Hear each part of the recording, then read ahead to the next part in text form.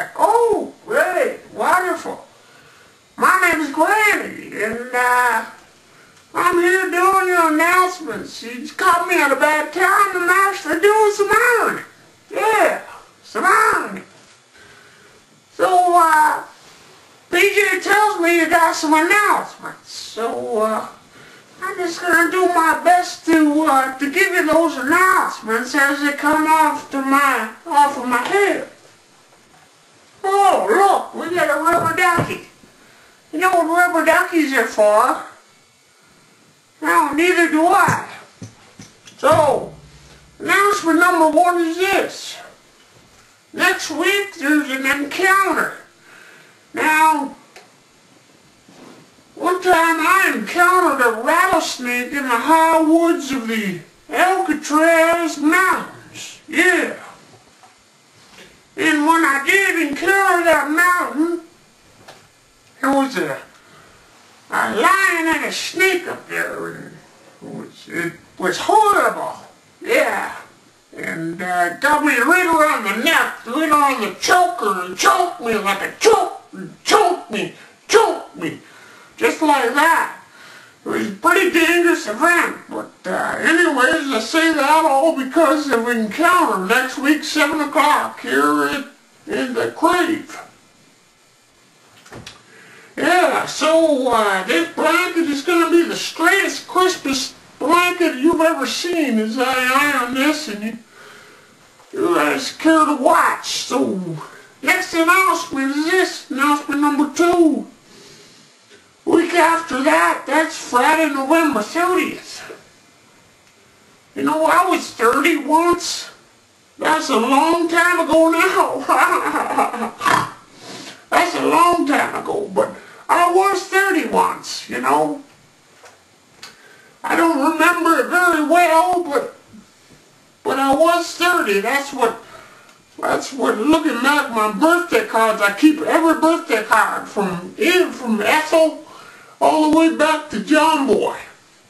And John Boy sent me a birthday card when I turned 30 years old. That's many moons ago now. I've seen many moons since. Unfortunately, some moons have been hairier than others. But I've seen many moons. Anyways, where was I going with that? I'm not sure. Anyways, there's a prayer rally on the 30th. Yeah, 30th. Okay. December brings many events at the Crave, and you'll need to stay tuned for those. And, yeah. So, I'm just going to sign off and continue my ironing here because I'm having a good time. So, check it out. Check it later.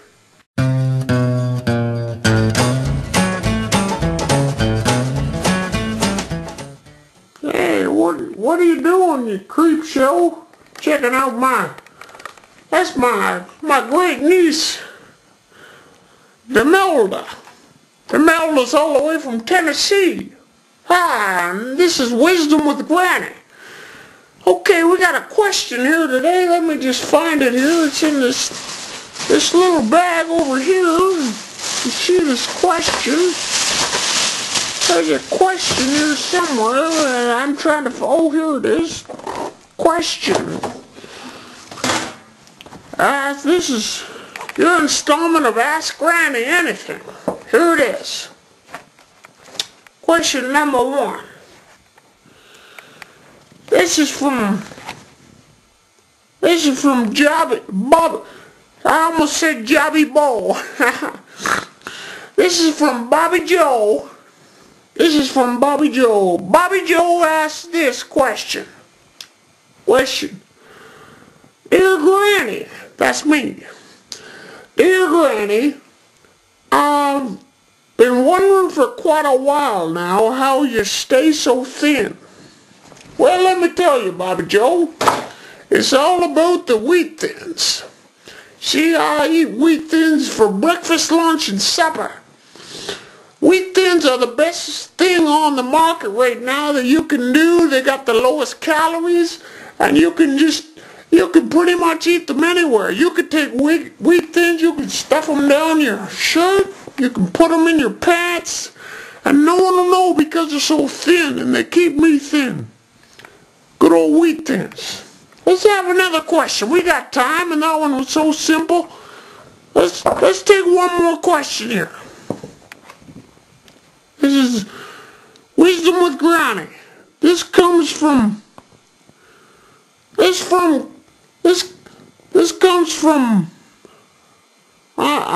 I'm having trouble reading the word. This comes from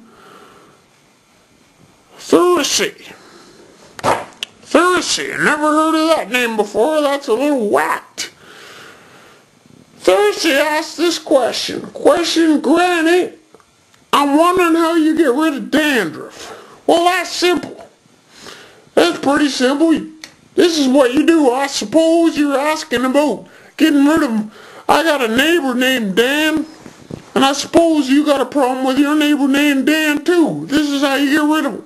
You go over, cut about a 3/4 inch hole in the floor, alright?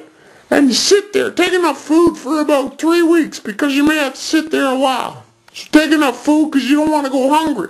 Because you know what happens when you go hungry. You start eating your own flesh and your own skin. That's another way I stay thin. But anyways, so cut a hole in the floor, take your shotgun, take the silencer off your shotgun because you don't want to scare anyone. Take your shotgun in there and sit underneath the floorboards and just watch. Just watch your neighbor Dan. It's a little creepy, I know. So you just watch your neighbor Dan for a good week and a half. Just observe. And then after a week and a half, you stick your head up through the hole. Just fire one shot. Don't try and hurt him. Don't kick him in the shins or hit him in the shins. Just a little warning signal. Alright? And then Dan's going to come down. He's going to be freaked out of his mind, and that's okay. He's going to be freaked out of his skull, and he's probably going to put his house up for sale the next day. Alright? That's Wisdom with Granny. Now, thanks for asking your wonderful questions today, and Granny's got to get going because I got dogs to feed, and I got a hot apple pie to bake. Wee, doggy. Hot apple pie. Nothing like it. Granny's hot apple pie. Next week, I'll show you how to make my wonderful Granny's hot apple pie. Until then,